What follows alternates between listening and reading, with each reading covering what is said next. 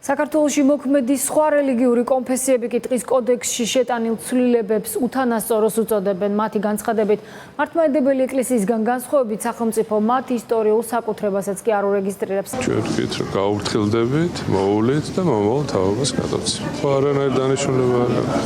რა უნდა გავუკეთოთ დღეს? არანაირი დანიშნულებას არ აქვს.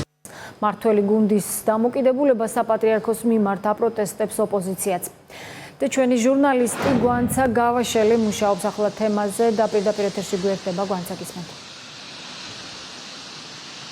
ხელისუფლება საზოგადოებას პირველ და მეორე ხარისხოვან მოქალაქეებად ყოფს, სწორედ ასე აფასებს ევანგელისტური ეკლესიის პასტორი მთავრობის გადაწყვეტილებას, რომლის მიხედვითაც მართლმადიდებელ ეკლესიებს შესაძლებლობა ექნებათ, რომ 20 ჰექტარი ტყის ფართობი საკუთრებაში მიიღონ.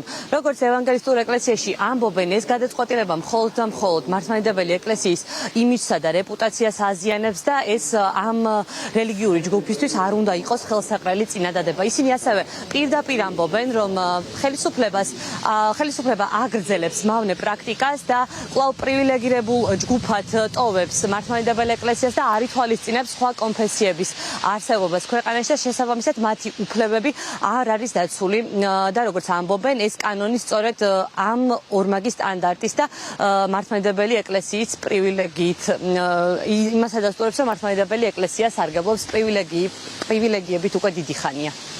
ეს არის ნონსენსი, როდესაც რელიგიური ორგანიზაცია შეიძლება გამოვიდეს ტყის დამცველად.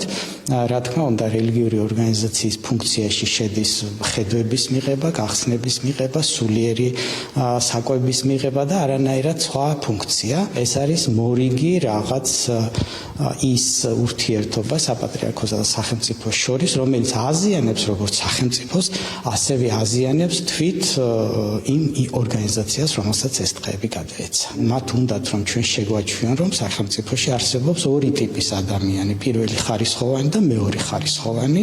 პირველ ხარისხოვანი მორწმუნე, მეორე ხარისხოვანი მორწმუნე. პირველ ხარისხოვანი სასულიერო პირი და მეორე ხარისხოვანი სასულიერო პირი. მადლობა გვანცა, პირდაპირ ეთერში გვანცა გავაშელი საუბრობდა.